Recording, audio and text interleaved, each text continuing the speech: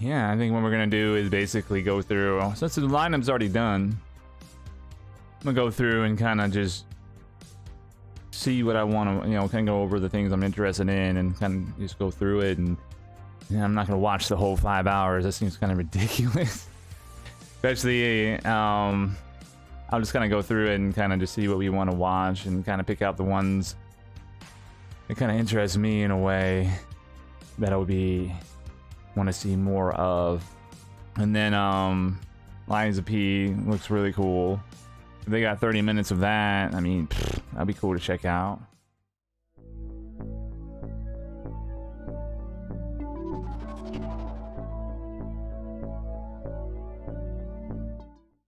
Oh, right. Yeah, I think they're gonna show the same. I think they're gonna show exactly the same footage and everything.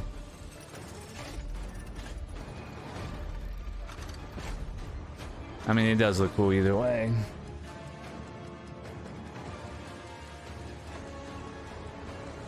I might be asking too much of you,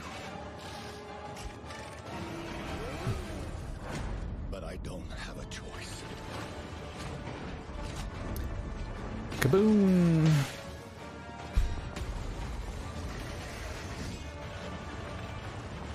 Only you can do this. Please, help me.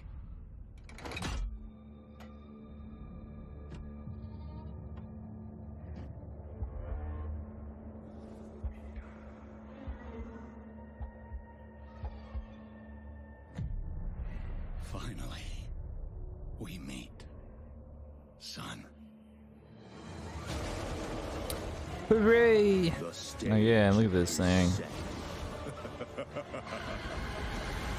The light shines brightest in the darkest of times. All right, buddy, I'm here for you. Don't worry.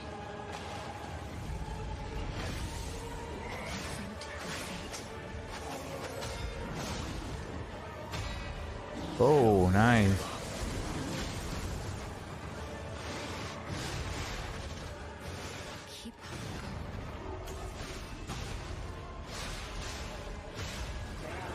You can lean on me if you want. Oh shit, fuck that thing. Oh yeah, so they showed a little more gameplay on that one. That was cool. Showed more weapons. Nice. OP. Your destiny.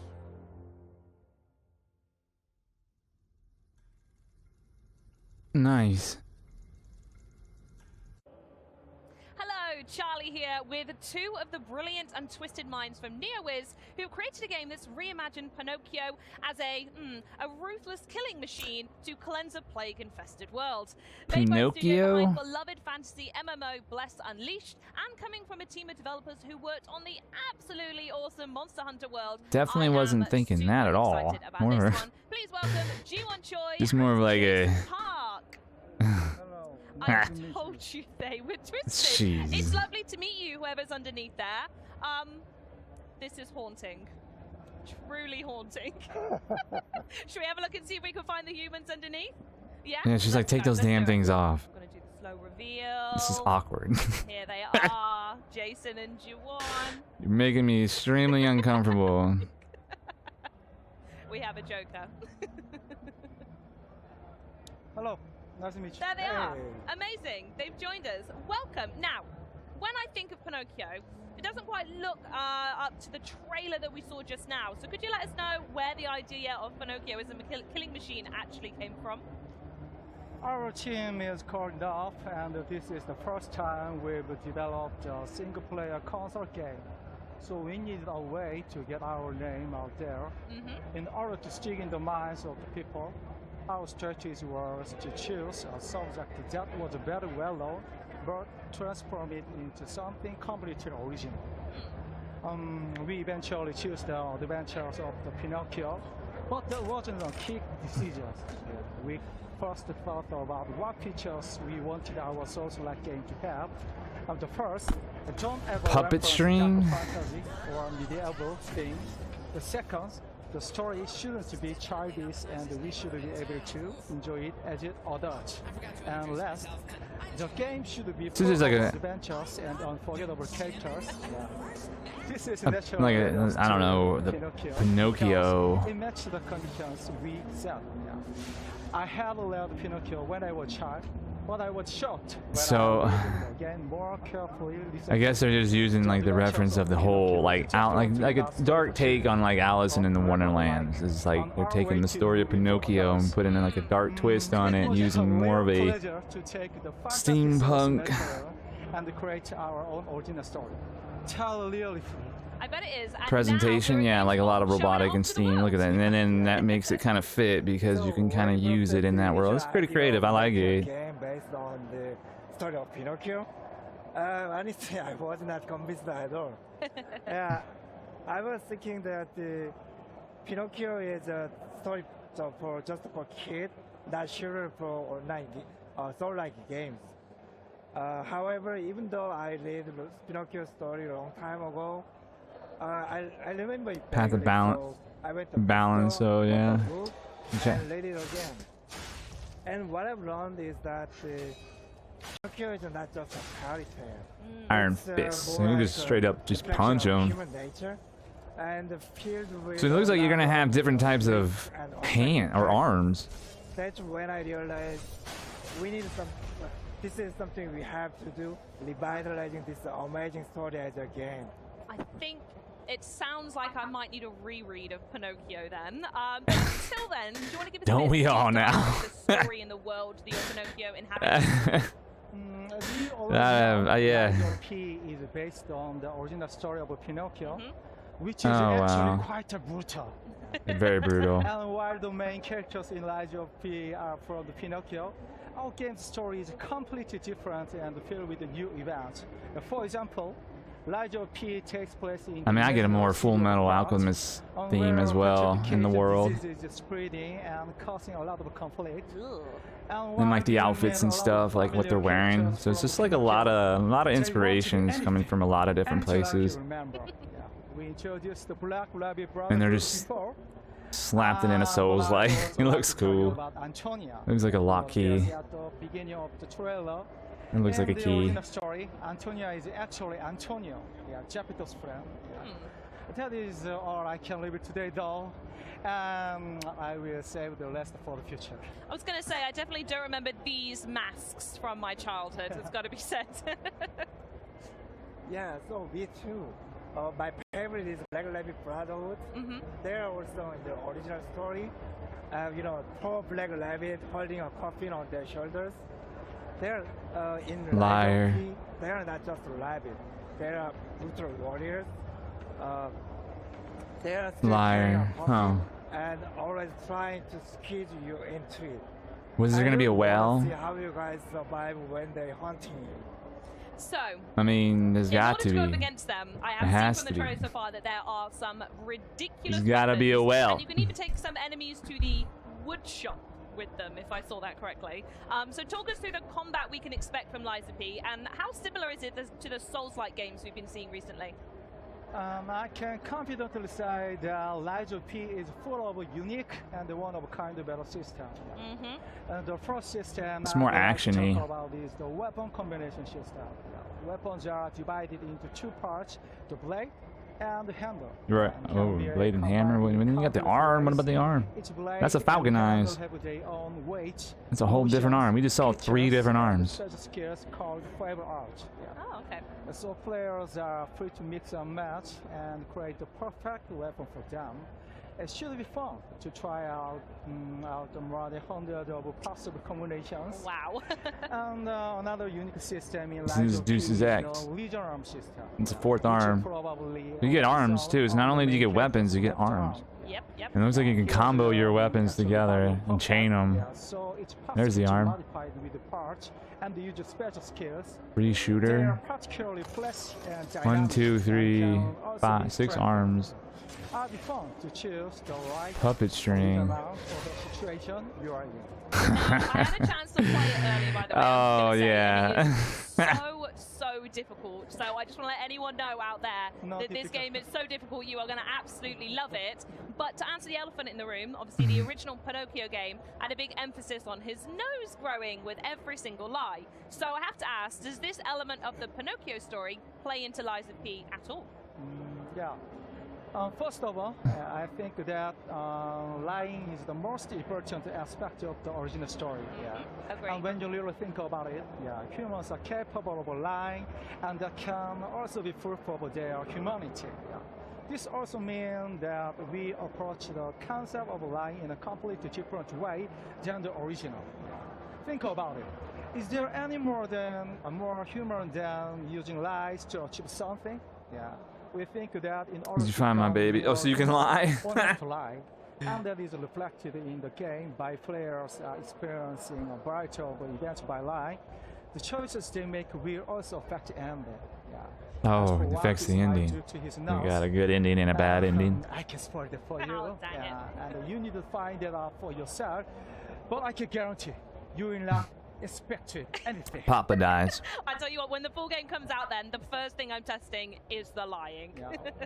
Yeah, in the game you can lie if you be a human, but always remember, the Black Rabbit Brotherhood is always looking for a chance to put all liars into the coffin. Right, okay, moving swiftly onwards from that then. There had to be a ton of people putting a lot of time into Lies of P to pull the strings, pun intended, to get a game like this off the ground. So can you talk about the development process, and were there any difficulties actually getting people to buy into this reimagining? No. Actually, No, it sounds like a good idea. Online PC and mobile games. So there aren't many developers with expertise in single-player games for console. Oh, okay. Yeah. So we did a lot of trial and error and made a lot of mistakes. Oh. But this was unavoidable. Yeah. Despite these challenging circumstances, the fact that our team, has a lot of developers who already had experience with console game projects was a major help. Flame Eater. Our That's the team boss name. absolutely loves console games, so it was easy to get everyone on board with our visions for Lies of P. Yeah. I would like to give all the credit to our team members, and they are the reason why Lies of P could come this far. Yeah. And I'm really proud of our team. And I'm sure they are so proud of you both sat here today representing the game as well. So shout out to you two in particular. Yeah, it is the first time for us to make a single-player game. We all have a lot of experiences on developing action games, but only limited to online games. At first, I was thinking that making single-player games would be easier in terms of technical perspective, like no network sync issues, etc. But it didn't take long that I realized I underestimated. Well, yeah, because you decided to make a Souls-like. We haven't even imagined. It's not an easy game to make. Online games. Okay. We only have one The precisions in those games have to be precise. And there's a lot of them that don't succeed. And this looks like the one that's kind of will. This one player So- character, I mean Pinocchio, requires, I guess, 10 times more animations than the online games. Makes sense, yeah. Yeah, Pinocchio uses a lot of different types of weapons, and each weapon requires total unique animations of Right. yeah, total All set the of- weapon combos. There's gonna be a lot. total unique set of animations. And like you gotta have the combat down. Like it has to be on point. It has to be fun, engaging, challenging. And just building the lore itself around all this to make sense. So if you And get why to the our bosses studio, are what they are. and probably you can see our animated artists and combat designers yelling at each other and arguing all the time. We are still in this chaos, but anyway, we are enjoying it, and definitely we will be better at planning it next time. Well, I really appreciate that you brought the chaos to us here in Germany, but before we run out of time, I do want to give you two the floor to share anything you want with everyone out there about Lies of P before its release. Actually, we didn't expect the Lies of P to get this much I think interest. their stream is long-term desync. gamers. I think it's not linked up. We really want to thank you all for the tremendous level of support. We'll do our absolute best, and are sure that you will be mesmerized by the city of cards. Take care, and see you in the Xbox Game Pass next year. Hell yeah! Well, that's great. Yeah, for everybody at Gamescom, That's awesome. Don't forget to visit our Definitely gonna booth play it. and That's play with them. definitely day one for Enjoy me. it, and please share your experiences with us. Thank you for having us today, and enjoy Gamescom with Rise of P. Life of Guys, P. thank you That so much makes for joining sense me, where but the now, P comes dancing robots and from. creepy crash test dummies and theme park rides you really don't want to visit Lies of are just some Pinocchio. of the trippy treats Got it. crammed into this wonderfully weird next trailer. Set in an alternate 1955 where robotic technology has grown nail-bitingly powerful, it's up to one rogue agent to take a stand for humanity. And if he doesn't, well, let's just say that's not good for anybody. This is a brand new look at Atomic Heart. A brand new look at Atomic Heart. Okay.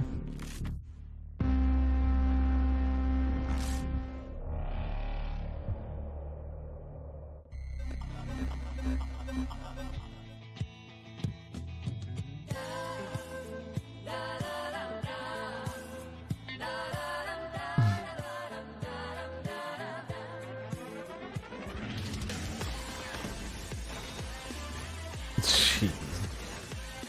What's going on there? What the hell's happening? Unicorn.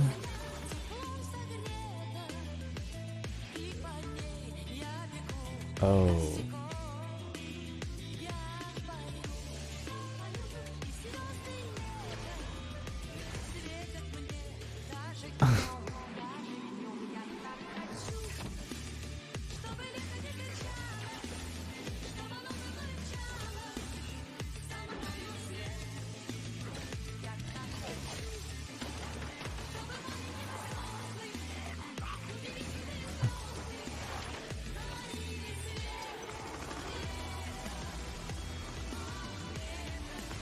What the? What is going on here? Now we got plants, robots, and plants. Those things right there, those things are infested with plants. Look at that head, that's a flower. And now we have a robot that just split this thing open.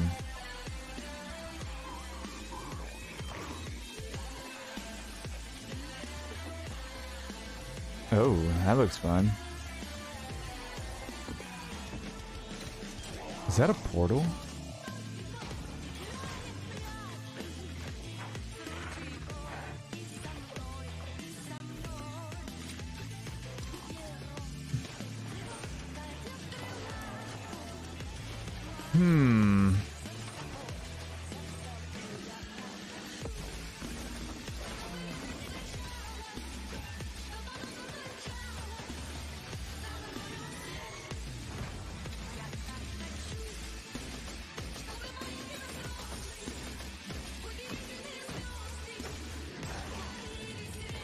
Yeah, I mean, it does look interesting. It looks fun, like the hand and stuff. You can do you just really programming this thing. Oh, I thought I was gonna get up and just start whooping ass.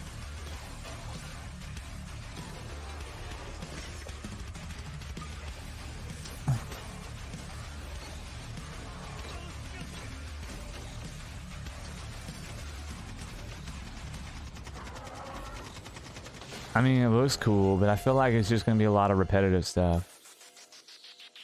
Like the hand, whatever that is, that robot hand, they can do. And they're building a lightsaber. Oh man.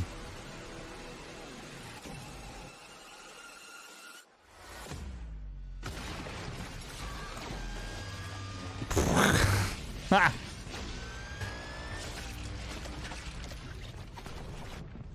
Whoa.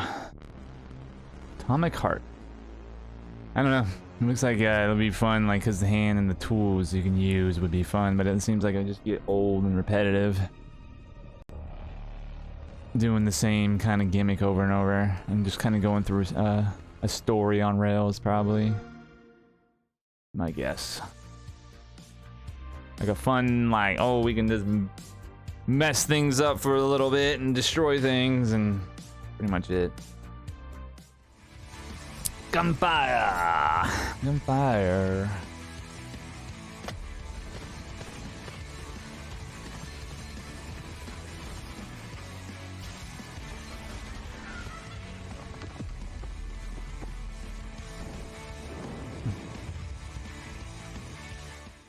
All right, here we go. So we're gonna get some more information on Grounded. Coming up, Grounded, about their full release. It's now 1.0, or probably not anymore. They probably updated it, but then hopefully we can see what's coming to it. Really, honestly, I just want to know what the shared world is about and how that's gonna work, because that seems really cool. And is it always on? Like, can people just hopping? I think like they could jump in. Hey everyone, Phil Even Spencer though here. you're not playing. Really excited. We're going to get to talk about Grounded. Great game, a game I love playing. We have Adam Brennecke here from the team. Go ahead and introduce yourself. I'm the game director, and thanks so much for having me. I'm super excited to, be here finally. We're at the end of the runway for Grounded, and it's a super exciting time. Yeah, I mean, Grounded is a game we've been playing, for like a couple years now. Started in game preview, in game A long pass. time. I think it's been amazing to see what over 10 million people have played the game to date. I've played a ton. I love it.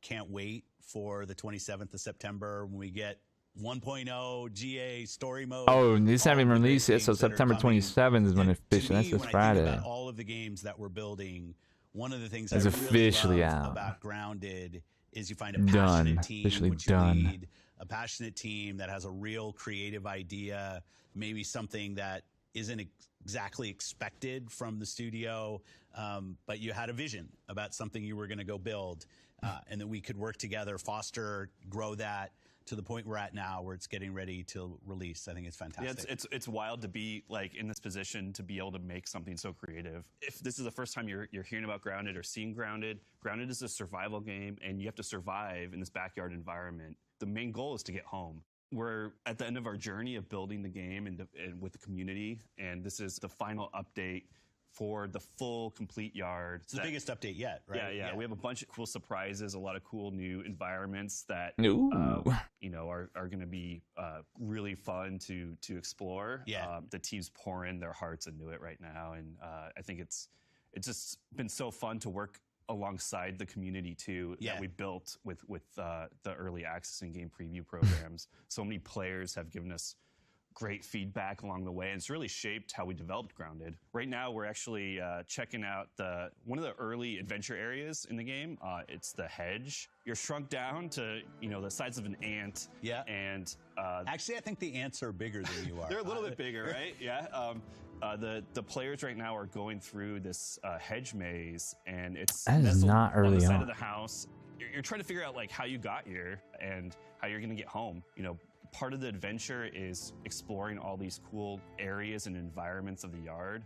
One thing that we're really proud of for our final 1.0 release is our story. Yeah. And I think that's one thing that really separates us from most survival games. And we spent a lot of time world building, adding a lot of characters and storylines to the world. Yeah, I think there's, like, for me, I played in game preview, Game Pass. It was a great co-op game because we get together as our friends. One of the fantastic ways to go play, build our base. I happened to go visit right around the Xbox Bethesda showcase. It was fun to come out to the studio, you and I getting together. Got me re-energized, so I went back into the game, but so much had changed.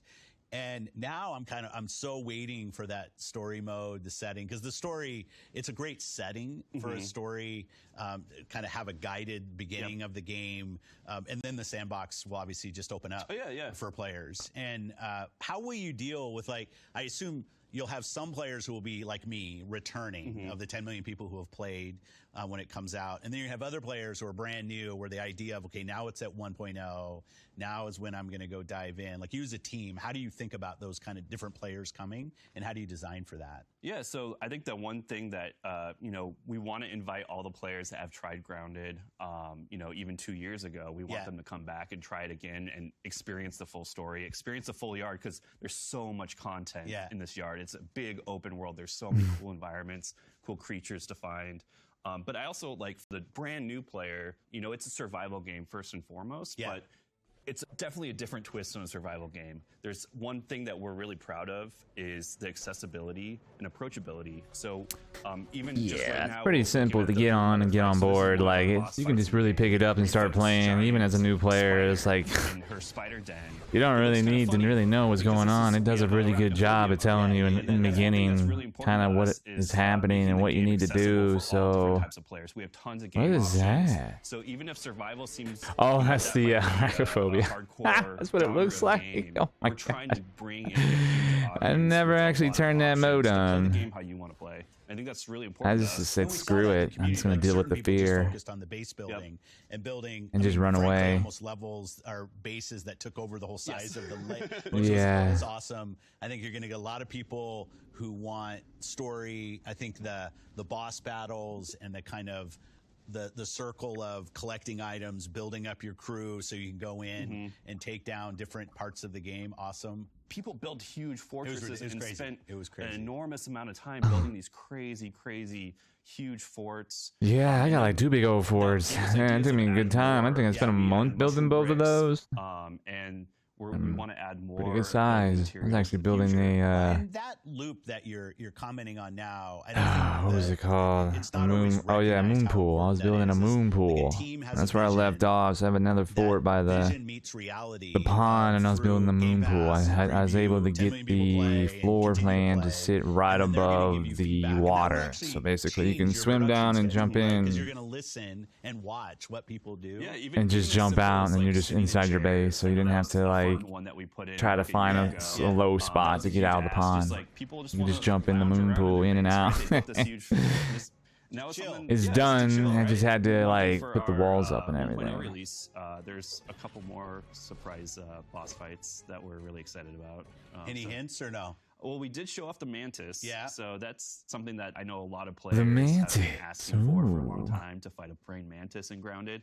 So we are delivering that experience, and we got a couple more surprises. That's awesome. Well, congrats to the team on getting to this point. We're not quite there yet. 27th September. Thank you. I think for everybody who's played, myself included. I already thought it was already out. And passion that clearly the team has. It's already got a whole another month. Like, man, no, yeah, that's September. This is August. Yeah, they got another month. I thought it was already done and out. Jeez. And it's great to been talking about it like it's out. More of the game. So thanks for all of that. Yeah, thank you. Because technically, it's like pretty much is. Here to continue the conversation on Grounded, we have Shyla Scovard with us from Obsidian Entertainment to give us all the backyard dirt on the upcoming 1.0 update, which releases on September 27th. Shyla, welcome to the stream. How are you feeling being here at Gamescom? I am so excited. You know, this is something that I've missed. Being in the show floor, watching players play the game, there's nothing better than being able to get something that's been worked on. That shirt looks cool. And getting players to watch it. So for me, this is... It's like something out of Samurai Jack. There's a particular energy in the room today as well, is there not? Yeah. Oh, no, it's great. And I think everybody's just glad to be back and playing games out in public again, so it's fun. Totally agree. Right, let's move swiftly on to Grounded then, as that's what we're here for. So some folks out there might recognize it as Grounded has been around and available in game preview for like 2 years now, thanks to Game Pass. 2 years? It's only been 2 years? Dang. A deep dive then with Adam, and that is that the full story is on the way. So what exactly does this mean, and how is it going to be integrated into a game that players have grown, pun intended, to love so much over the years without one? Oh yeah, no worries. So there's a few questions that you get when you start the game, and that is, why am I so tiny? Yes. Whose backyard is it? And how did I get here? So, all valid questions. Right? You wake up and you're tiny, you need to know. These are important. So with the story that's being integrated into the current gameplay, you are going to be able to uncover these answers, find out how you got there, and ultimately, hopefully, be able to go big and go home. I love that that's the thing you guys say. It's great. So perfect. It's the best one. Go big or go home. They're trying to go home. They're trying to do both. They're trying to get big and go home. Why either or? They want both. Why can't just go home tiny or get big and don't go home? Leave the damn backyard. When you get big, leave. You disown you. I've been gone forever anyway. I've been tiny for 2 years. One of the most requested insects. So get out of here. We can put that in, and players will finally get to experience that fight. That's perfect. I love that, like, of all the games that you could find Mantis. in Germany this Oh my week, gosh. I believe yours is the only one where Poison. people You're gonna need a have gas begged mask. to I'm bring calling it. Mantis. You know Gonna have what? poison. And if that's the case, that's perfect. I love it. So, as someone who enjoys the spiders in it, the Yep. Mantis is the next step up. Absolutely, yeah. So, along with that, and like we mentioned, the story will be going in. There will be an expansion to the backyard, so there are going to be new areas for players to explore. Obviously, new items to craft and everything else. Yep. I wish I could go into specifics, but that's just something that we have a month away, so they could wait. Absolutely. But there have been so many updates along the way. You mentioned new locations, but it's not the first time you've done this over the last couple of years. No. So, Oh, what is this? Oh wow, they're doing. started, and it was basically an oak tree. Did they legitimately do a Fallout intro? Get out of here. That's awesome. That's awesome. That's an Easter egg. Has a scar over one of her eyes. Ah, okay. Yes. I don't That's a know call out why. back to I their asked someone roots. once, and they just said, Fallout. Trudy's seen some things. So we leave it at that. I was going to say, what happened to Trudy 1 as well? That's the only answer I've got. But she lives in the pond. Players can meet her. After that, we went and we expanded the hedge, which is where the brood mother lives. They can go explore. They even that had the background, get commercial. some Even the fun stuff commercial from looked there. old. And then we went into the haze, which was One of the originally songs sounds like I part of the want to official kind of like launch. watch that trailer. But when we wanted to go back and do it, like it was there, we were cool with it, but we had so many more other plans that the team was able to go through and redo the haze to make it something that they wanted. They added a sandbox, which has a very angry crab face that I love because one of the first times you get into it, you're zip lining in and you just go right past this angry crab. So it's perfect. There's a picnic table, which has a tabletop game that is called Minotaurs and Myrmidons. Volume 2, obviously. Yes. And so you actually get to go through the tabletop castle that they have built because whoever lived there left some miniatures and everything playing around. So cool. And then the most recent one that they just added was the upper yard area, which includes a wood pile and the termite den. Oh, so not only do you get a knocked over barbecue pit and you get to go explore that, but now you get to go meet the termites, which are Termites. Meet the termites. Lovely. Yes. So how many updates have you done now? For those who may not have been following, how many are we up to? I want to say about 14, which will be, 14 will be coming. Yeah. As many of our fans know, we do push out our updates onto a public test before making them go live. And this is one of the beauties about being on Game Preview and working with our community. So the one that will be coming up hopefully soon because it's available to test will be 14. However, I believe I've done 18 vlogs. So we've been updating for a little while now. So yeah, they had a lot of mini ones in there. Out of the bigger contents, yeah. So, for lack of a better word, momentously over the last couple of years. Yes. And as They well did a as lot that, of received small positive feedback things in there alongside. in So, between now too. we're already a month away from the game's full release, as Phil mentioned. So on which is pretty September great, and that's why it's always been good because they always constantly releasing and updating that game from the day they started put it on Game Preview. Grounded at XO19. It was And a their very exciting updates, time. they It had was some a very, major updates that were good, anxious time and everything because Grounded is Content not heavy. the type of game that you go, Obsidian, that's perfect. That's what I'm expecting. And so to bring it to EXO and get a first-hand glimpse at not only the announcement, but players actually playing it for the first time, that was just great. And so to see it go from those few who were at that convention, grow to 1 million in the first 48 hours, 5 million in the first 3, and then recently we hit 10 million. Like to just watch this grow and to watch the team work with the community to build this game, it's impressive. Like, it makes me happy every time I think about it. I'm just so proud of what this game has become to not just the team, but the community and players. Oh, absolutely. And talking about all 10 million of those players, I got to say, you must get a ton of feedback and a lot of requests. So, two-part question here. Number one, how on earth do you go through all of that and work through all the feedback? Yes, so our team is very dedicated to knowing what the community wants. And so when I say they read everything, they read everything. Oh, everything is read. Everything. They are on Everything. Reddit constantly seeing what players are posting, what kind of bases or information that they're I don't sharing believe with you. others. They are on our Discord seeing what's being talked about there, Twitter, Facebook, any place that people are talking about Grounded streams. They're there to see what ideas people are suggesting and what they can put into the game. And so in order to There's have gotta be that and so have a many way that just we can off the wall pursue everything, ideas. we have an official Discord. And they're probably just like, what? What? Why? and join the suggestion channel. That's a great idea. It is, and it's what's nice is it's very community-focused type of way of getting suggestions in, because they can go and suggest something, and then the community can vote. So if it's something people really want, they can vote it up. If it's not something that they really care about, they could just leave it alone. And once these suggestions reach a certain limitation, then they're put onto an Excel file, and then they're brought in front of the game director and the QA lead, and our community manager and player support specialist, bless their hearts, they go through everything with them, and they make sure that the community is being heard in front of the dev team. Fantastic. So my follow-up question on that then Okay. is, I'd love to know how the community is actually shaped Grounded over the years. Yes. And if you can give any in-game examples that actually only exist because people have shouted so loud about it.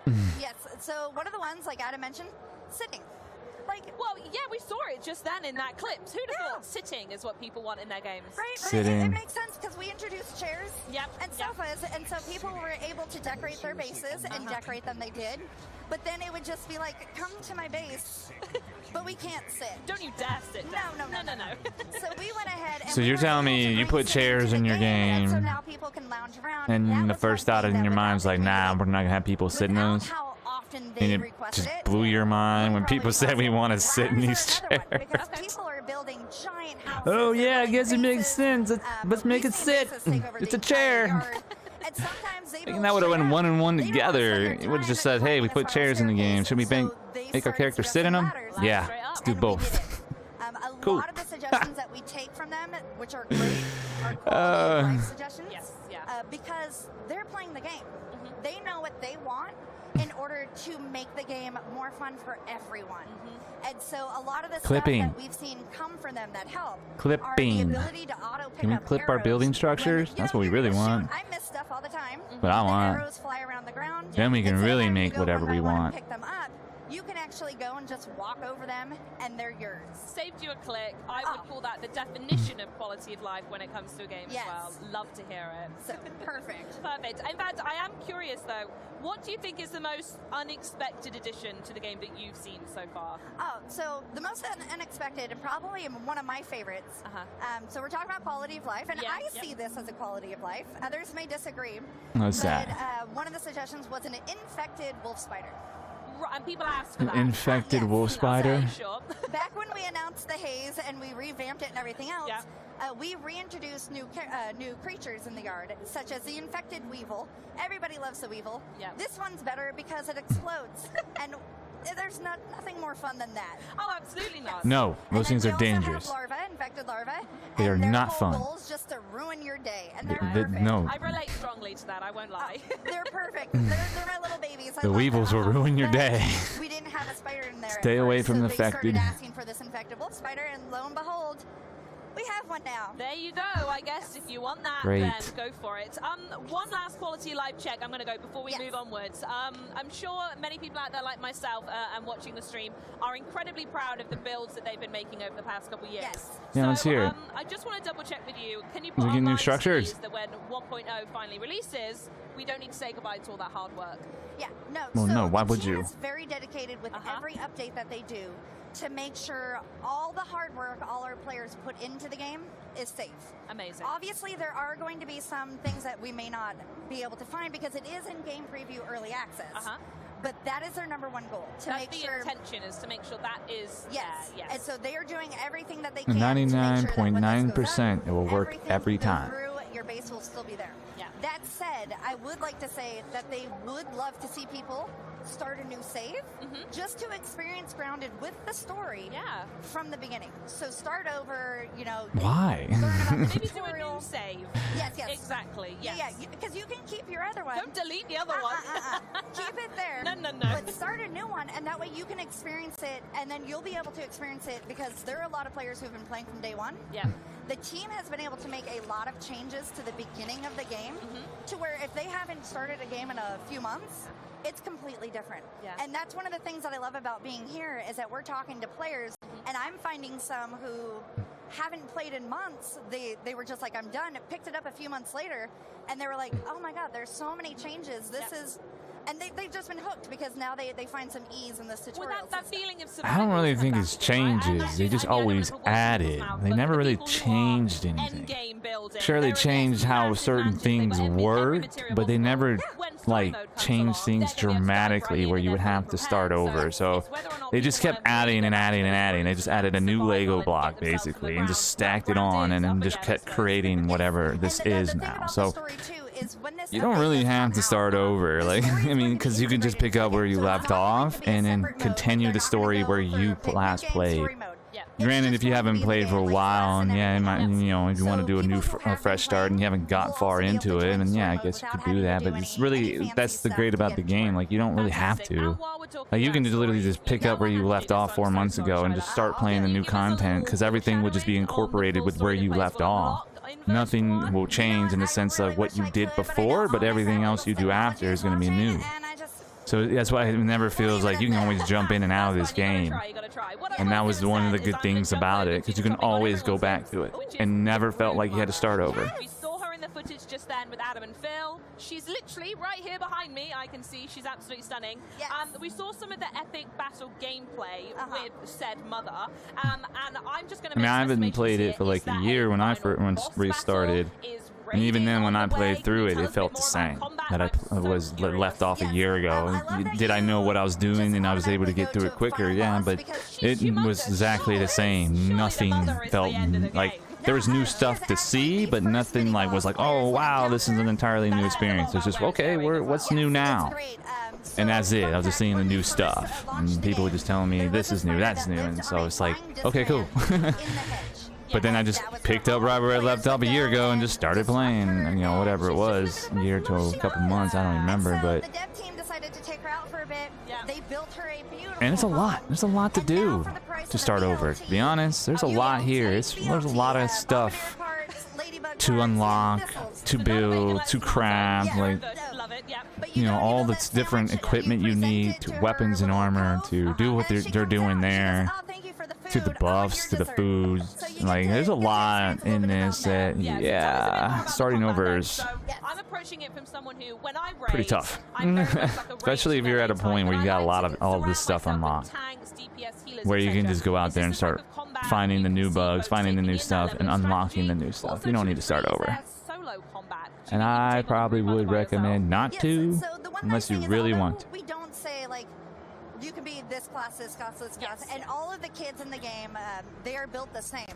The way that we get to that and allow you to kind of customize your game is that we have mutations in the game. Oh, okay. And that is something. See, that's another thing. You got mutations too. So there's a lot here. Like, it's almost like a mini RPG on top of it. Like, there is progression in this game. So not only is it like the story itself that they added so you can play it from start to finish now, but the progression alone you're giving up on. And then there's a lot of progression here. So you can get back into the fight because there are babies and ads that come in. Enough to like make you feel like if you lose it, it makes you go, oh man. There's a way to do it with friends and get yourself ready. A little more than that, but. Is there any gear that maybe like you've eyed up? Because we were talking just before we were saying here, and you actually were doing that gameplay in the background of Phil and Adam's conversation. So as someone who's taken on the Broodmother themselves, what's your #1 tip that you could give us, maybe to prep and think about? My #1 tip is that, like most people know, spiders are afraid of fire. And so if you get some spicy stuff on your weapon, spicy. So we have different modes, so you can collect mints and collect transmute your weapons that way and stuff. My favorite is the spicy, which adds a burning effect to it. And spiders do not take well to that, so that is probably the best weapon you can have. And for a ranged player like you, we do have arrows that are equipped with the spicy tip, so that way you can use that to fight and you'll be good. Perfect. And then I can just run around the map, pick them all up again. Yep. Give me view, off I go again. You're great. Stunning. I love this. Right. Oh, wow, you can pick up your flaming arrows. In particular, is about that we could talk about. Run around the map and pick up your flaming arrows. They always stay on fire. Never-ending fire. The Like amazing thing is that you can go play it right now. Burn the whole yard down.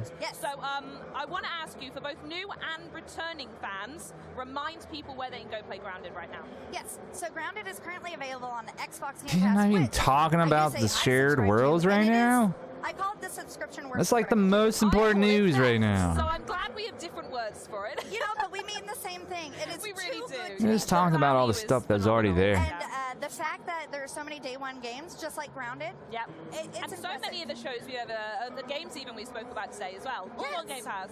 Oh, no, it's great. So that is like the easiest way that I recommend people, because then if they're done with Grounded, there's so many other games that they can go and explore. Absolutely, and that's perfectly fine. We're all gamers. Yeah, this We all thing, this wanna sync, see what's out that's there. like, If they don't wanna it do is Xbox off. Their Game Pass, sound is it off right currently now. available on the Windows Store and on Steam. So you could purchase it now. Yep. This is the early access game preview price. We have announced that the price will be going up. Sure. So for people who are waiting for story mode before they actually go out and play, I would suggest if you want to own it, buy it now, take advantage of this price. Otherwise, Xbox Game Pass. Get yourself on Game Pass. Yes. Absolutely. That's the main thing. So before you leave, and I don't want you to, but I have to say that before you leave, let's talk a little bit more about the booth itself. As I mentioned, we do have this amazing photo up behind me with the booth Brood itself. Mother. I'd love you to tell us a little bit about why that's here and why it's so All right. important Well, to they the just said a lot of awesome stuff without saying a lot about awesome stuff. Because we get to bring They a just piece said of the game it's for players cool. to actually experience. The beautiful thing about the Broodmother is that she's built to scale. To scale. To scale. So she is 17 feet wide, 7.5 feet tall, and thankfully we have her in a hunched mode, so she's not completely towering over you. But it's just amazing to They should have. have that fan They should have had her in attack Especially when mode. we have an update coming out very soon. That would look that players way can go cooler. and Then you can experience. stand It's right nice under to her. bring them That here, photo op say, will be "Hey, check way out better. Grounded," and then when the update comes out, they can go and they can play with their friends. And that is something that I do want to mention that we do with this update. We have something else that players have been asking for. And although it's not out in the public, it's out on the test flight. What? And that is shared worlds. Yes. Okay, interesting. What's on test? And that means, so if you and I want to play a game, woo! We will, by the way. We will. Yes, yes. And you're like, you know what, I have stuff to do. And I'm like, you know, I want to keep playing. You can share your world with me. Oh, We log off, you leave, and then I can pick up by playing myself. And then when you come back on, you join my game. And all the progress I've made is saved. And it's just a way that the team has been able to get players to continue to play with their friends. And keep that momentum going. Because when you get on a roll, like in a survival game, I mean, I guess that's cool, but yeah, so it's just it's copying your world, putting it on their save. They load the save, and then when you join back in there, you re-download the save, and it probably rewrites it as a local save, and then it rewrites the last save that you did. So when it means you gotta join them to get what they do. when it first came out. Yeah, that's just that's weird. So I mean, I guess it kind of works. It's not like I thought it was. Like it's just always on. Like it just kind of goes. Like it would automatically kind of save like a cloud save. Like everything they did was automatically saved to the cloud file. And then when I loaded up the file on my machine, and it would always have to be connected to the internet, that's the only thing, but it would then download the cloud save, and then would then upload my save. So it would have to do a periodic save to the cloud, and everyone will have to like slowly adapt. So instead of saving it locally, it just saves it to the cloud. So I thought that's what they're doing, but it seems like you're just downloading the file, put it on your local machine drive, playing it, add it to the world, and if they come to your world, they can save it, and then it goes to their drive, their local drive, and they can reload it. And if you go back to the world when they're playing, it will re-save all the content back onto yours. Like it's just, that seems weird. And I hope you enjoyed the rest of the booths at Gamescom, though I have a feeling they're not as spider infested as you want them to be. Because then it seems to me like if you never join their world again, all their stuff that they put on your world would not be there. And then when you played yours even more, and then you just add it, and then you go to their world and overwrite all your stuff to put their stuff in. I don't know. That seems weird. They're testing it, so let's see how that pans out. That might strike a little bit of a chord. Game Pass. Wow. Yeah, it seems kind of odd. I don't know. I have to look into more of that, but I thought it'd be more like come and go, not have to go back and forth. Unless it wasn't kind of like that wasn't the best way to describe the process of it, maybe? I don't know. Probably just misunderstanding it as well. Oh, wow. What is that? What is this?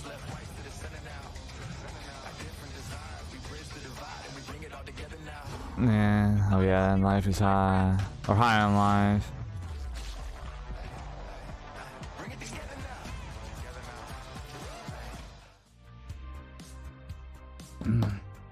Pentiment. I don't feel like I know it, but I don't know it. Get out of here. Alright, let's see. Pentiment. Oh yeah, I see. I've seen this. It's like that story narrative driven game or something like that. Let's see what this one is a little bit, and then pretty much Minecraft Legends. That's pretty much it. Really not much. Oh, it's so sad.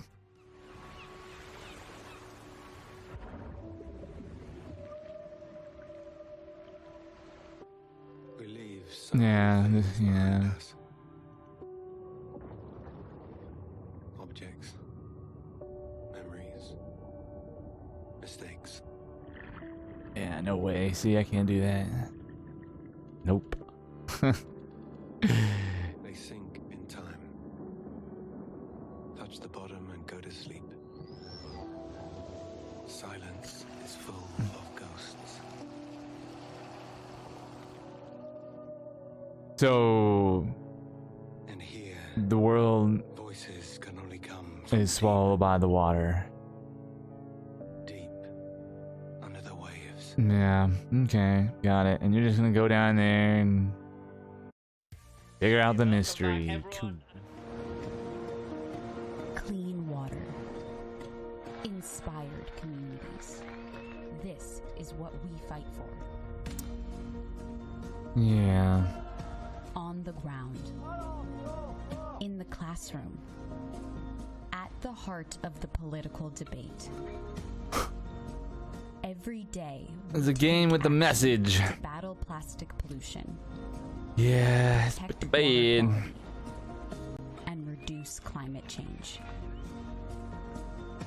Powered by a dedicated grassroots community around Europe, we're driving change at every level to ensure that our ocean and beaches exist for future generations to enjoy.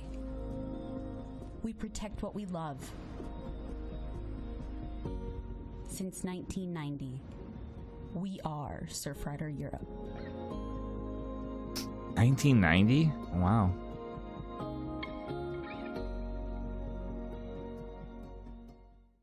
Hello everyone, I'm Remy from Surfrider Foundation Europe.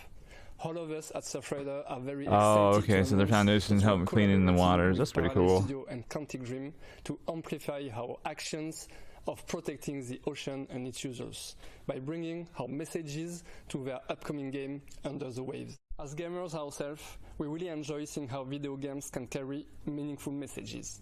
It's crucial for us to raise awareness of the richness of the ocean and its vulnerability. I don't think video games are where they're at. I don't think trying to sell messages in games hard. I think it tends to get lost. And we look forward to telling you more about this collaboration. I mean, I see why, because there's just so many people that play video games and it's just a huge market, but I feel like the message gets lost in the game itself. Because gamers are just there to play the game.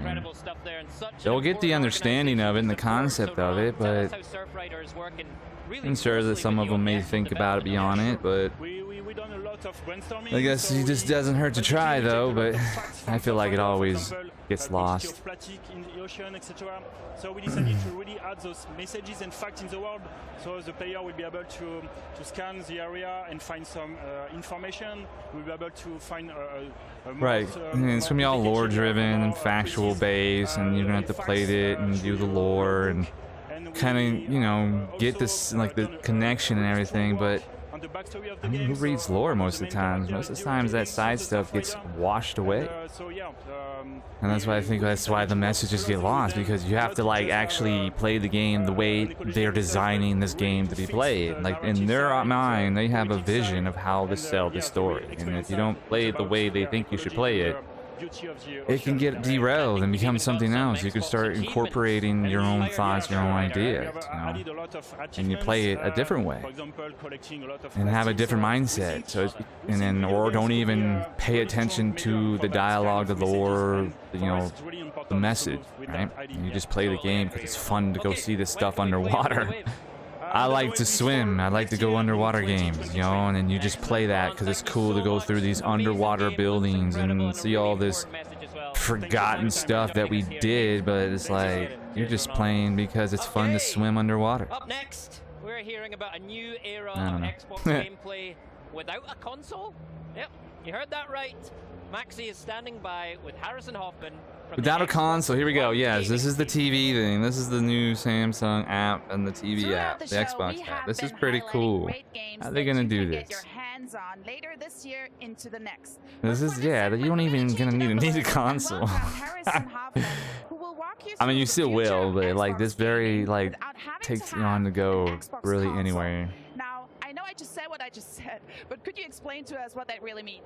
Yeah, for sure. So what we're showing here today is the brand new Xbox app for Samsung Smart TVs. So this is an app that comes pre-installed on all 2022 Samsung Smart TVs, and all you have to do is launch the app, sign in with your Microsoft account. And they only do it for the 120 hertz. Bluetooth controller. We actually support. That's why they do it on the newer TVs. It's for the 120 hertz, so they can play the games in 120 frames per second. So that's why they like a lot of the newer Samsungs are 120 now. Some are even going up to 240. So that's why it's like it kind of sucks for backward compatibility. Like, you know, even I don't have a TV that would support that. Something you'll notice when you come in here is we've filled the top of the screen because my TV doesn't have 120 hertz, so it won't play in the way they would want to represent the console. The series, you know, Xbox Series S and X are 120 frames. You can just kind of scroll down from here. So you may have heard recently we made Fortnite free to play on Xbox Cloud Gaming. So again, all you need is that Microsoft account, and you can just jump right in and play Fortnite. But if you have that's so cool. Like literally, just from the controller. Hundreds of high quality games we're talking here. Play right here. Right there, that little app, so like there. You can see some of the game selections that we've curated for folks here. Some of our most popular games: Forza Horizon 5, Halo Infinite. I was wondering about that because I was like, oh wow, so you have to have a Bluetooth controller, but no, you can added games, so we're constantly adding new games to Game plug it right in. And, I just kind of come in here like a couple times a week and see what's new and just jump right into it. So 2 Point Campus, Turbo Golf Racing, Cooking Simulator, all ones that have come out really recently here. Can we jump into a game right now? Yeah, let's do it. So let's check out Grounded. So I'm super excited for the 1.0 release of Grounded that's coming up here. We all are. We get it. So, let's just load up into the game here. One more month away. Calm down. We are connecting you to the best. Get it? It's there. I really want those 10 million people to come back. When you're playing in Xbox Cloud Gaming, you are playing in the Xbox ecosystem. I really want those shareholders to be like, okay. Game saves from your PC or your console or your phone are all automatically saved to the cloud. I really want them to come back to Game Pass. Where you left off from anywhere here. So you can see we're getting into this game, and we'll just right off the go ahead TV. and get the game started. And what's happening right Through here the cloud. is this game is running on our hardware in the cloud and being streamed down to the TV in real time at 1080p 60 frames per second. Oh, is it 60? Oh, okay. Yeah, for sure. So let's just load. Well, then this could be easily backward compatible. So can we not down this on any TV then? Why do we don't have to have it on the new TVs, right?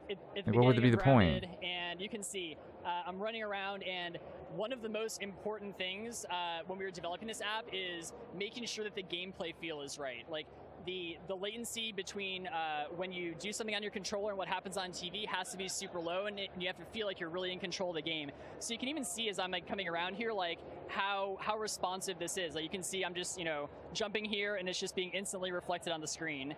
So let me actually let you take a shot at this. Can I take the PlayStation controller? Yeah, you can take the PlayStation controller. So let me use any controller. Controller for microphone here. Oh, wow. This this is the first time for me playing an Xbox game with a PlayStation controller. But I know what you mean. Like the input feels great. I see no latency. I mean, it depends on Oh man. It's a big step for gaming without having to have additional hardware. Yeah, for sure. I mean, obviously, here at Xbox, we have been making consoles for 20 I mean, plus years. I feel like there's a actually Drake personally like haha Series X from moment. early planning all the way through launch. So like myself and the team have tremendous respect for the gaming experience that consoles bring to TVs. But we also know Oh that not wow, that's everybody is so gonna buy a subtle. dedicated gaming device like a console to play. So you know, all you have to do, like if you have a TV that this app works on, you just have to launch the app and you can play.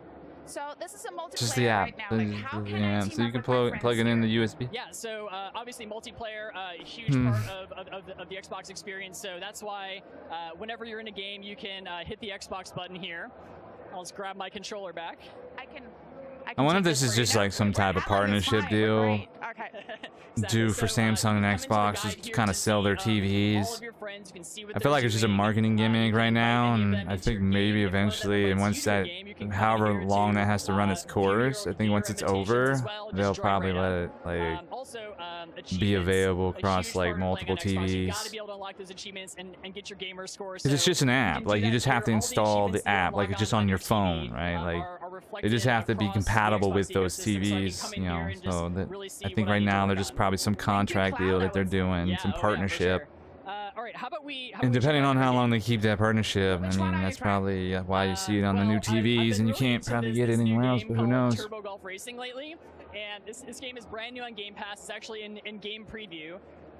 So let's just hop. Because I have a Samsung TV. I have the mine's like not. It's like a 19 model, I think, or 20 model, 19, 20 model. So it's like it's not old, but it's not new. But it's still a Samsung. And it's super fun. So I don't think I can get it. I used to be more of a golfer than I am now, but I do still enjoy it from time to time. And this is different. Well, I can drive, but I don't golf, so I got 50% chance that I'm good in this game. Okay. All right. This game does look fun. Right into a game here. So I tried to play on my controller or my phone. I didn't have a controller at the time, and it did not work. It was hard. So how often would you switch a game in one session, for example? They say it's optimized for control support. It's not, or hand touch support. It's not. It's not. It's hard. I'm super invested in the game that I've been You can definitely playing do it, but it's for hard. hours, and that's just kind of what I'm into. And that's just the sort of flexibility that you get with cloud gaming It's like here, just being putt-putt. able to jump into any of these games without any hassle. And you know, obviously, over the years, people have gotten I bounced it off the tree there. Obviously, over the years, people have gotten super used to streaming their movies. And Yeah, TV that does look shows like from fun. I probably on should their play TV, that. like That does look Netflix and Disney fun. Plus. So like, we really just want to make it as easy to stream an Xbox game to your TV as it is to stream like a show from Netflix. So. Well, it looked like you're already pro here, and you have been. Yeah, they're definitely pulling it off. They're getting there. Struggling a little bit right now, but I swear I'm better. 1 year at a time.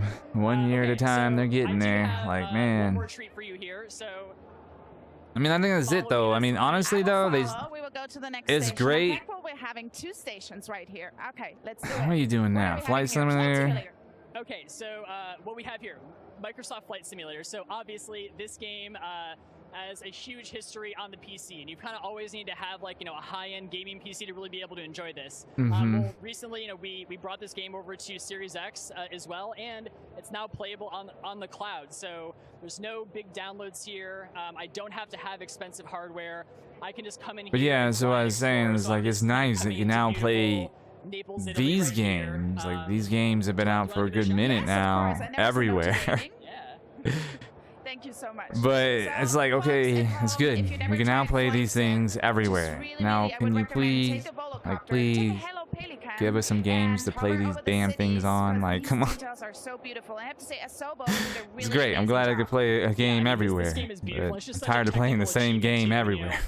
All of these textures are just streaming down from the cloud in real time from our Azure data centers, and that's really. I'm really excited to see what a lot of those studios are going to be doing. There's a lot of games like still haven't been really touched and talked about, so I feel like next year will be bigger, more on that end. Like we'll probably find out a lot more next year about all this other stuff, and this year is just go ahead and chalk it up as a dud and just see what comes out next year. I think a lot of stuff will be more promising then. Wrapping up our CDs, to get into gaming. But one thing never changed, and that. Alright, we'll watch this one. I think that'll be it. I think that'll be it for this. Not too bad. Yeah, I mean, it's just kind of what it was expected going into it. It's kind of neat to see some other things. Like the Lie of P. That was really cool. I really liked that. You know, how they kind of went more. And they did show more footage of in-game footage in the combat. The arms, the weapons, the combos. So it looks cool. It got me even more excited from what I saw just from opening night. So that's awesome. And yeah, I mean, everything else is kind of like, ground is cool. Don't get me wrong, it's fun and I like it, but it was already expected. I already knew. I've been kind of keeping up with it and stuff like that, so it's nothing really groundbreaking. Lame, but yeah. So other than that, so everything's kind of looking okay. Just okay. Really, just okay. Everything, even from like the opening night showcase to this, it's just okay. Just like, there's some in there you can like mess around with and keep you busy, and you know. But I'm just pretty much playing what you're already playing, really. What is my favorite legend of the overworld? Oh. The one I like most tells of a peaceful land that did not know cruelty. I did not know cruelty. By invaders spreading the scourge of greed and fire. Tells of a world on the brink of disaster, rising to answer the call of a hero. What is this?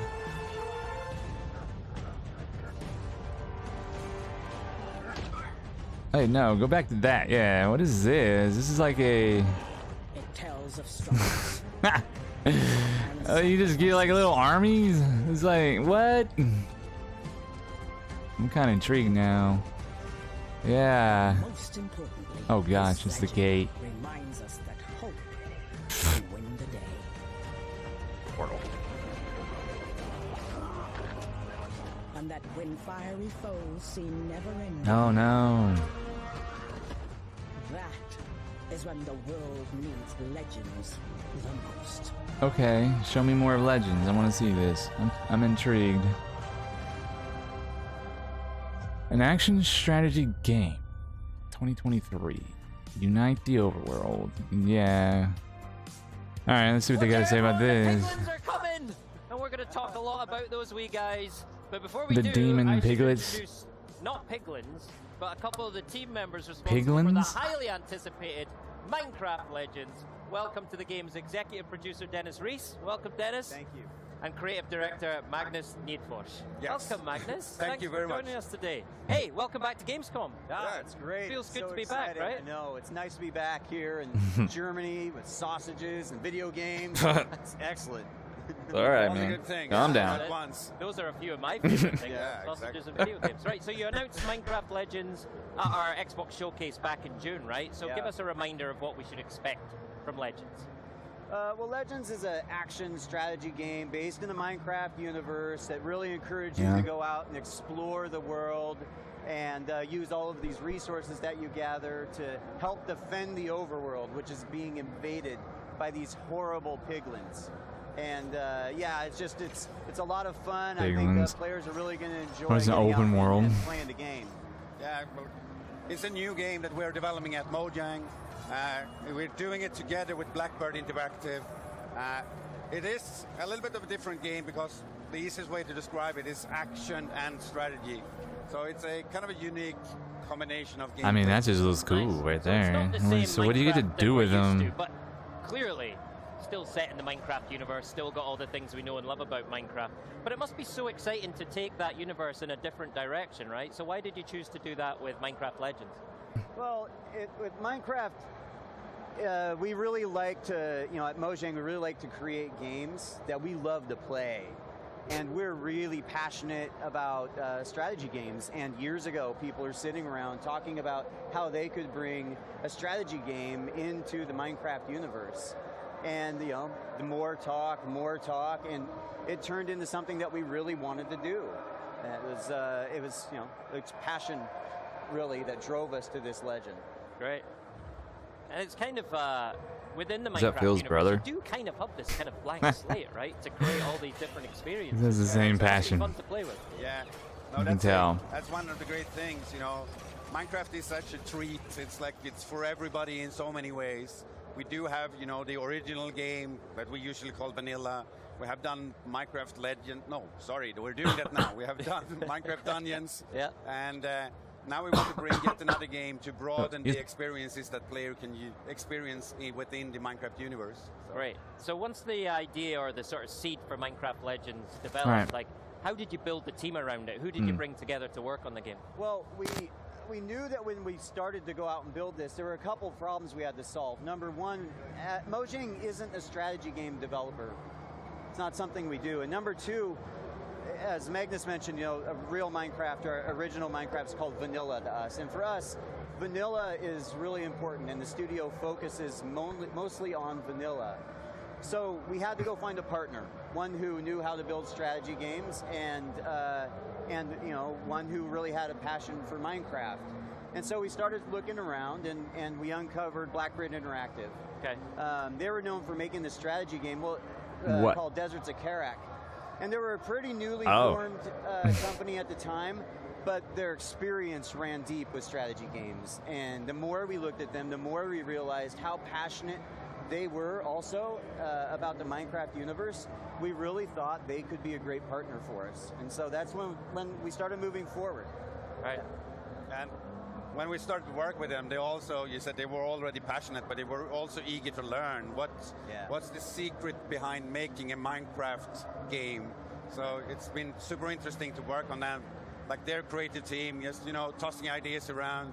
And could it be this? No. Could it be this? Yeah, great idea. And we are kind of like just, you know, throwing ideas back and forth, what's good for Minecraft and what's not good for Minecraft. Right. Yeah. It must be great to bring new people, new ideas into that kind of Minecraft melting pot. That must be a ton of fun, right? Oh, so much fun. And actually, you know, the team started very small. Just a few of us kind of getting going. And then once we had a good idea as to how we wanted to progress, it slowly got larger and larger. And then, you know, new people with a lot of new experience came on board. And I remember Magnus, actually. Magnus came on, 2-3 years ago?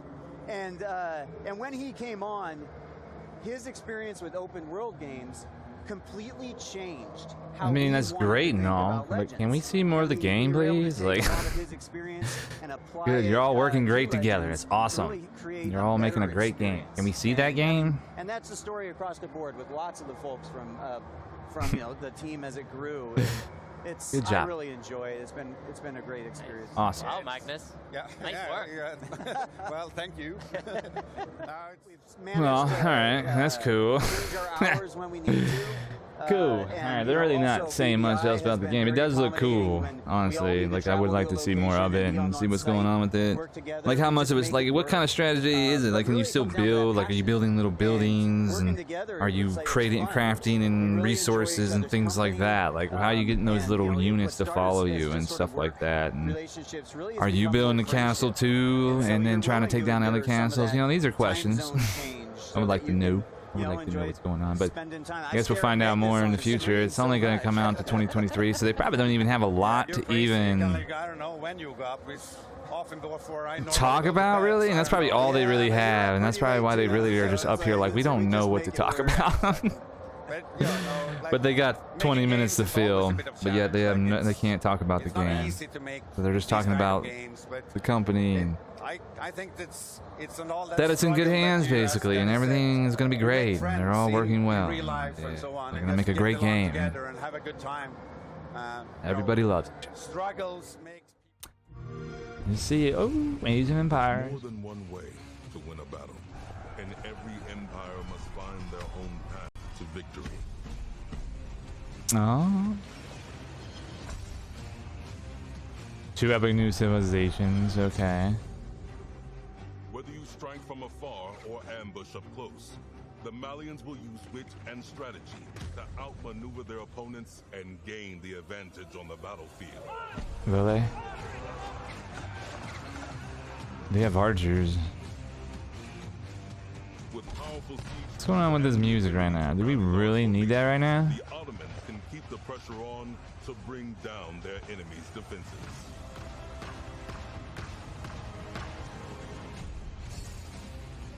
Hey.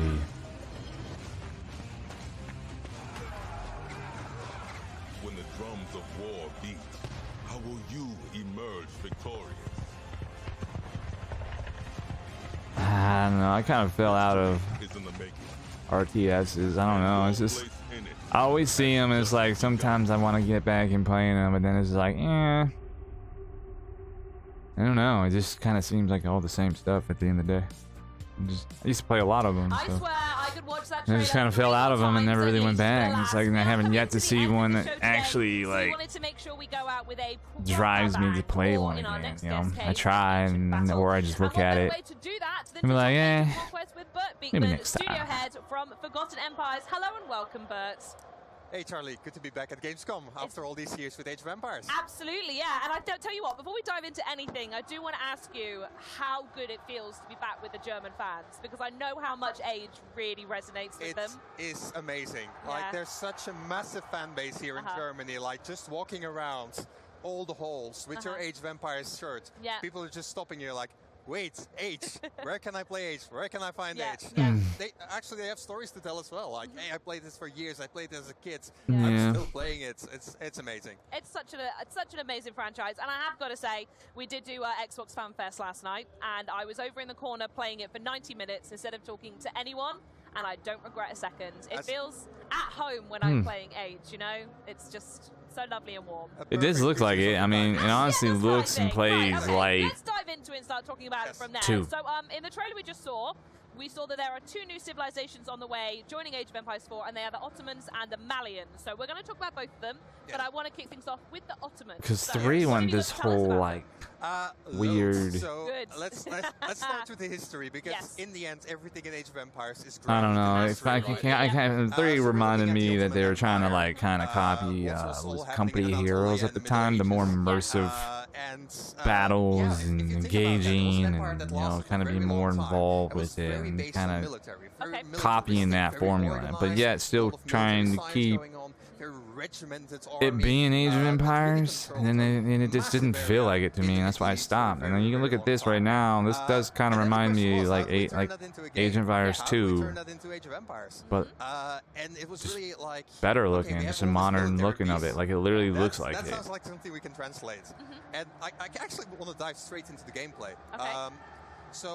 And it just looks like a typical RTS, like how it should be. Like it looks like it, you know, the way it should have been, and not what we got. So it seems like they're just like, okay, we'll just go back. And it does look kind of cool. Like it does. The more I see it, and I'm watching it, it does kind of bring like kind of some memories back of what of playing 1 and 2. Wow. Do they got the map maker? For free. I feel like there's a but coming though, right? Because the map maker was, the map maker was great. The campaign making, you can make campaigns. I suppose the sacrifice of a slow training Make your own, free armies. Right? Your own games. And especially for those folks who want to go for combat victories, if you're not draining your resources, you can just build this. Mini games within the game, kind of like how Warcraft 3. Beat everyone up. Warcraft 3 and StarCraft, Warcraft 3 with their campaign editors. Age of Empires 2 incorporated that. It was actually really fun. Military conquest and winning through very military means. That's how you win as the Ottomans. Yes. What's also nice about the Ottomans? It makes some pretty interesting like mechanics and change some things up and stuff like that. Like it was awesome. Make your own story campaigns, and it was pretty neat. And they're all quite different from each other. Yeah. But you get the hang of it quite quickly. Yeah. So it really resembles the rest. You feel at home, and there's not a steep learning Yeah, curve on it. murder those much, crossbows. Oh, Too much, okay. so- Can you tell us any more about any of the military units or any of the buildings that come with the Ottomans? So we had the military school, right? And Yes, they can train all the units. And Yeah, they that just find looks like- unique units as well. That just for looks like example, straight the old school Janissary, combat. fan favorite. Like the Janissary was Yeah. in Age of Empires 2, No, was that's in Age of pretty Empires neat. 3. It was always like the way that the Ottomans got their gunpowder earlier than any other civilization in the game. Tactical advantage, yeah. Oh, yes. Yep. And it's the same here in Age of Empires 4, so we're continuing this tradition. Yep. They can build a Janissary. It's a hand cannoneer that they create in the Castle Age, so before anyone else. So yeah, you can rush OP to your right guns. there. That's it. I'm calling it. Hand cannoneer, they said. Oh yes, they do. Amazing, amazing. So what I want to know though It's is gonna be if I slow, was to go over that, but it's move gonna over probably that, or when I play it when it kill comes things out, in one what's hit. the strategy behind them? Is it literally just to build an empire constantly, or It is there literally a just said pace it's to the it? only. How would It's you the only one. recommend that approach it? There is definitely No one else has them. completely novel thing that the Ottomans have, and it's the Imperial Council. Oh, okay. And that will play a big part into your strategies and how you kind of play the Ottoman civilization. The Imperial Council is kind of, as you build your empire, no matter how, like researching technologies, going to the next age, training units, you kind of gain experience, I say experience points. You get viziers that look at your empire and say like, this has my approval. I shall grant my services to you. Yeah. And those viziers can then say, okay, I'm going to give you tactical advantages. Like, hey, I'm going to make sure that you can conscript some janissaries from the town centers, and you can use those to your advantage in your next attack. Oh, okay. So it's really like you have to pick, like, do I go for something more military, go something more economical, something more building up?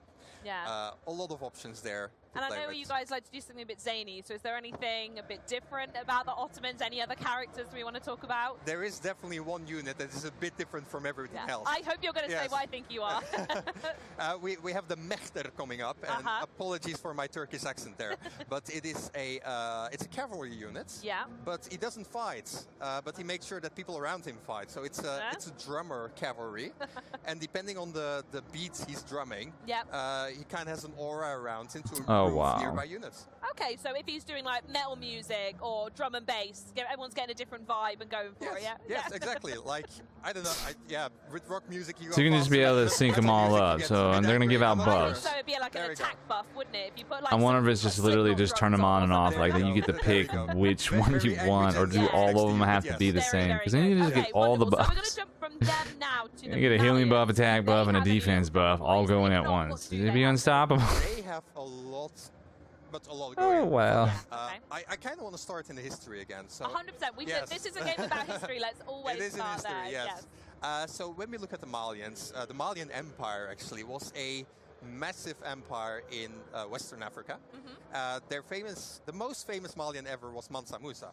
And the reason he was so famous is because he was the richest man to ever have lived in the history of humanity. Oh wow, what, up until like even now or just? Up till now. Oh, up till now. Can I just say, this is literally better than going to school. I learned so much about history playing this game, it's absurd. There are stories about him that he went to, he liked to travel, he liked to trade with his trade caravans and visit towns. And he was known Oh for man, going to those towns, they're gonna be fast, aren't they? so much gold I got spears and shields. Yeah, look at them. He Yeah. completely crashed the economy of any village that he passed. So that's Mansa Musa. Anyways, it's a nice background to have because we're talking about all this gold. Yeah, they move quick. Look at that, they're moving quick. When you build up your empire as the Malians, you have this special building called the Golden Pits. And you can build it on a gold mine. And they got rifles? And it then automatically extracts gold from the gold mine. Automatically? Yes. You don't need villagers. And it also doesn't subtract gold from the gold mine. So technically, it's like infinite gold. An infinite gold hack? It is.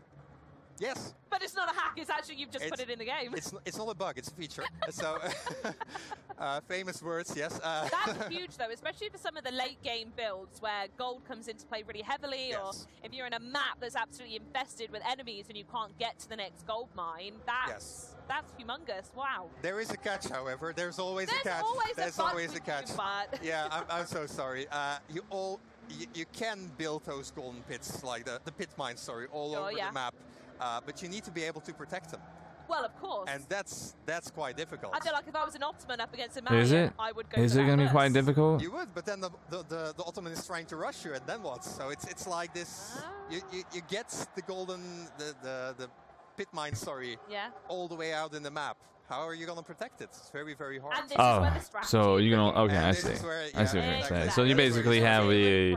Exactly. They're So in can you tell me any more strategical about, points any where it buildings or forces you units you're out. gonna see with the So they have them on the map. It's probably just spread throughout, and they probably got. They're just going to be nodes that you can capture and build on, and then since you know what I mean, unless you want to build your base way out there, but you won't be able to build it in like this.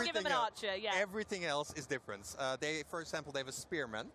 That is The way it seems like. Donzo, is their name. It's a unique spearman. It's different because he has 2 spears. Two spears. You like them already, but there's more to it. It's not just like he's fighting with 2 spears, but he takes his first spear, throws it. Yeah. So the first ranged attack, and then he can fight the rest of the battle. And there's no animation for him to go pick it up or anything. Just give him a sword while you're at it. 2 spears and the sword. Screw it. Throw 2 spears and pull out your sword and put a shield on his back. Call him a hero.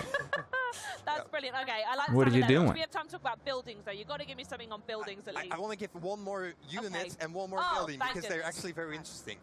We have the Musofadi. Musofadi is it's kind of a hunter unit. Okay. And her special ability is that she can go into stealth mode. Oh, interesting. All right. So it's kind of this man-at-arm unit that can go into stealth mode, sneak around the map, everywhere, and then just like surprise attack. Are we talking like Fog of War stealth, or when they're in forest units it's stealth, or? So yeah, Age of Empires 4 indeed has a stealth forest, but this unit, she can go into stealth anywhere on the map. Anywhere, okay. As soon as she attacks, of course, she reveals herself. So well, it's not like ghosts poking you or anything. You're not fighting ghosts. No. Then they reveal themselves. Yeah. But yeah, that's kind of the story behind the hunter woman. Actually, Musofadi is Malian for power woman. So we Huntress. have a very cool love tidbit. them a there lot. we go. Yes. Okay. And you say that they're aligned with a building in game as well. Yes, indeed. So they're hunters. That's kind of their background. And you can also, one of the landmarks that you can build is the Hunter Fortress. And every infantry unit that is kind of around this fortress also goes into stealth mode. So I don't even know what to say about that. Is that something that you found in your historical textbooks? Is that people would disappear around it? What was the logic behind adding that? The story is kind of like they were hunters. Hey, Yuru, what are you doing? You want to hunt your prey. Of course, you need to be sneaky. You need to be stealthy. A little bit. Exactly. And that's kind of the story behind that. It's very interesting to play with. Yeah, no, I can imagine. I'm thinking about, this is me imagining me playing the game now. If you were to go and attack that base, cool. see this stealth Alright, well, and you would have I think no we could go ahead and call it there, and that's going to be pretty much it right there. That's just gonna, I mean, it wasn't too bad at all. I mean, it was cool to see a couple more things here and kind of, get a more better idea on some other games and kind of see what they're doing in ground. It does seem neat. I was hoping they would talk about something, but you can always probably look that up and see what they're got going on. But, and then Live OP it does look cool, and that's going to be the one I'm looking forward and playing more of, and everything else is so. But even then, so far, everything's been kind of so, even during the live. So, I don't know. We'll see. I'll keep in touch and see what's going on and see what else is out there, and maybe do more of these here and kind of do some watch-alongs or reactions or whatever. So, I don't know. All right. That'll be it. Later.